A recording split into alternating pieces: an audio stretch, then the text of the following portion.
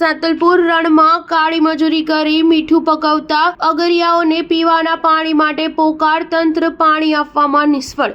પાટણ જિલ્લાના સાતલપુર ખાતે રણની અંદર મોટી સંખ્યામાં પરિવારો પોતાનું ગુજરાન ચલાવવા પોતાનો પરિવારનું ભરણ પોષણ કરવા માટે રણની અંદર કાળી મજૂરી કરી મીઠું પકવતા હોય છે। ત્યારે સરકાર દ્વારા આવી ગરમીની અંદર મીઠું પકવતા અગરિયા લોકો માટે દર સાલ પીવાના પાણીની વ્યવસ્થા કરવામાં આવતી હોય છે, પરંતુ આ સાલ તંત્રની બેદરકારીના કારણે 700 થી વધારે પરિવારો રણની અંદર મીઠું પકવવાનો ધંધો કરે છે, જેમને ભારે હાલાકીનો સામનો કરવો પડી રહ્યો છે। તંત્ર પાસે અગરિયાઓ દ્વારા આ સાલ પીવાનું ચોખ્ખું પાણી અને શુદ્ધ પાણી આપવા માંગણી કરવામાં આવી હોવા છતાં અગરિયાઓને પીવાનું પાણી તંત્ર દ્વારા પહોંચાડવામાં આવતું નથી। તેને લઈને 45 ડિગ્રીથી વધુ ગરમીની અંદર રણની અંદર મીઠું પકવવાનું કામ કરતા અગરિયાઓ ગંદુ અને ખરાબ પાણી પીવા અને વેચાતું લાવી પાણી પીવા પર મજબૂર બન્યા છે। ત્યારે અગરિયાઓએ તંત્ર પાણી ન પહોંચાડતા હોય તેવો આક્ષેપ લગાવી રહ્યા છે। ત્યારે તેમને તાત્કાલિક ધોરણે તંત્ર દ્વારા દર સાલની માફક આ સાલે પણ પીવાના પાણીની યોગ્ય વ્યવસ્થા કરવા માંગ ઉઠી।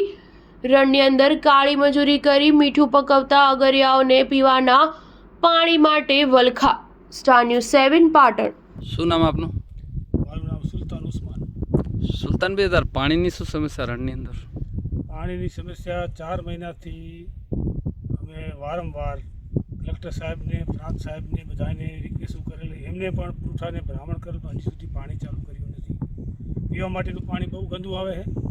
પહેલાં નર્મદાનું કંઈક ફૂલ પાણી હતું, નર્મદામાં ચાલતું ત્યારે પાણી કંઈક માપસર હતું, હવે પાણી તળિયે જતું એ ગંદુ એકદમ ઢોરું પાણી આવે છે। અને અમારા છોકરાને અમે પોતે વારંવાર બીજે ને ત્રીજે દવાખાનું અમારું ચાલુ જ હોય।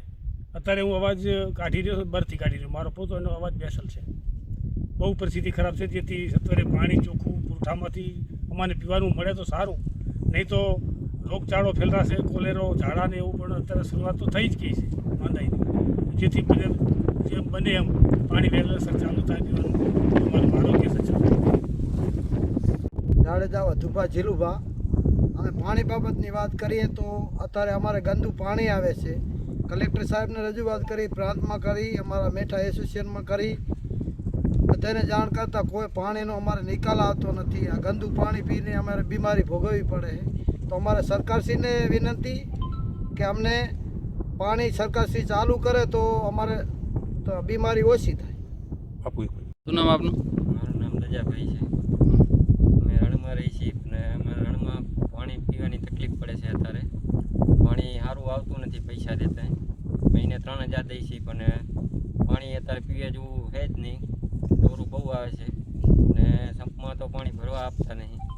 પછી સરકારશ્રીને રજૂઆત કરો તો મને પાણી આવે તો પીવા માટે સારું છે, કે અમે માંદા પડી છીએ, હવે કામ નથી થતું, તાવ, માથા, શરદી રહે છે, ગરાબ રહે છે, અને અહીંયા રણમાં ખૂબ જ પાણી ગેરબામાં ગંદુ થઈ જાય છે। 2 દીમાં તો બગડી જાય છે, પાણી પાસ મારે છે, પીવા લાયક રહેતું નથી।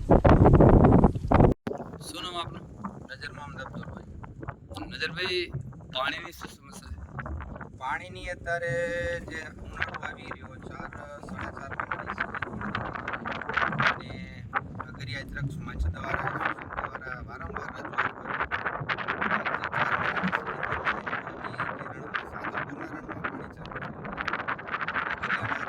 પોતાના ટેન્કર દ્વારા પોતાના રીતે ચાલુ રાખીને 3000 રૂપિયા મહિને દીઠ દેવામાં આવે છે। 3000 રૂપિયા દેતા એ પૂરતું પાણી મળતું નથી, અને પાણી મળે છે તે ગંદુ મળે છે।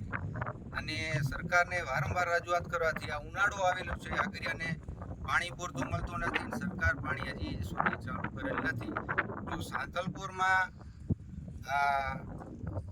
પાણી બંધ છે, બીજા રણ વિસ્તારમાં ચાલુ છે, તો એક સાંતલપુરમાં કેમ બંધ? તો સરકારશ્રીને રજૂઆત છે કે આ સાંતલપુરમાં પાણી પીવાનું વ્યવસ્થા ચાલુ કરે અને પાણી અગરિયાને મળી રહે। અને